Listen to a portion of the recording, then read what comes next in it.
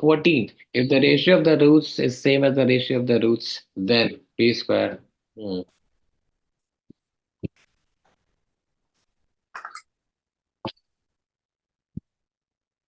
let's say the roots of the first equation is alpha 1 and beta 1 are roots of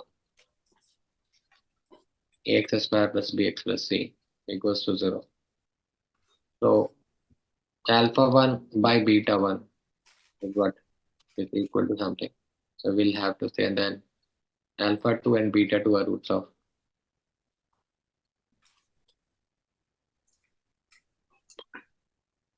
x square plus q square. Oops.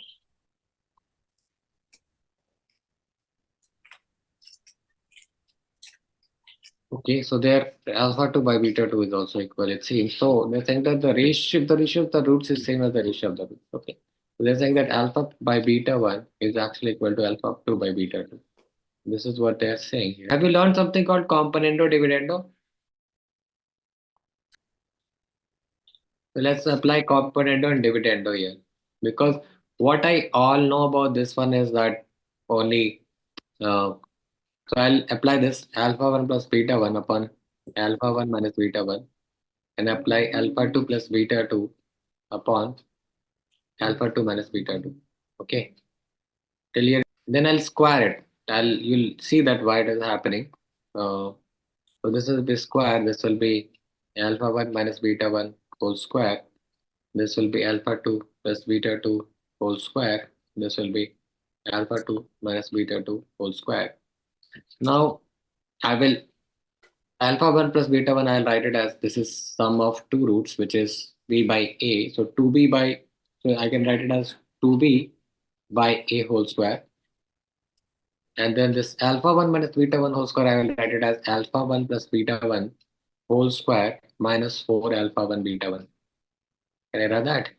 Q upon p whole square upon alpha 2 plus beta 2 whole square minus 4 alpha 2 beta 2. Okay. So this makes it 4b square by a square. This makes it 4b square by a square. This again, I'm putting the value.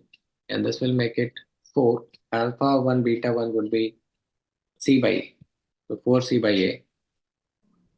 This will become 4q square by p square divided by 4p square by p square minus 4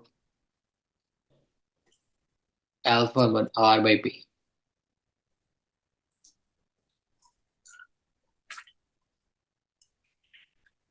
Okay, so what I can do is I can take 4 out from everywhere, a square out from everywhere. So this will become b square. This will become b square, and this will become minus ac. So I've taken 4 by a square out from everywhere. Here also I'm taking 4 by q square out from everywhere. So this becomes q square minus 4q minus pi. Okay. So something like that they've given me, b square by q square they've given me. Come on. So this is given to me. So b square by q square is given to me. B square by q square is what they're saying. So I'll just get that. This will be b square minus ac upon q square minus pr. With this something different. So b square by q square, right? So let's divide it by b square. I get 1 minus ac by b square. I get 1 upon 1 minus pr by q square.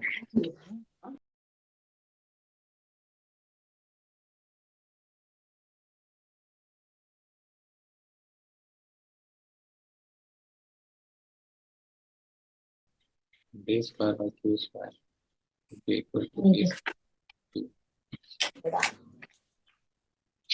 Yeah, so you've got b square by q square, right? So I mean, when I did this cross multiplication, b square by q square remained there. So I wanted to get rid of that. So what I did is I divided by b square here in the numerator and denominator. So once I divided by b square, this becomes 1. B square by b square becomes 1. This becomes ac by b square. So I divided numerator and denominator by b square. Similarly, I divided numerator and denominator by q square. Okay. You could do a cross multiplication and you get the same thing. It's just that I felt this is easier for me.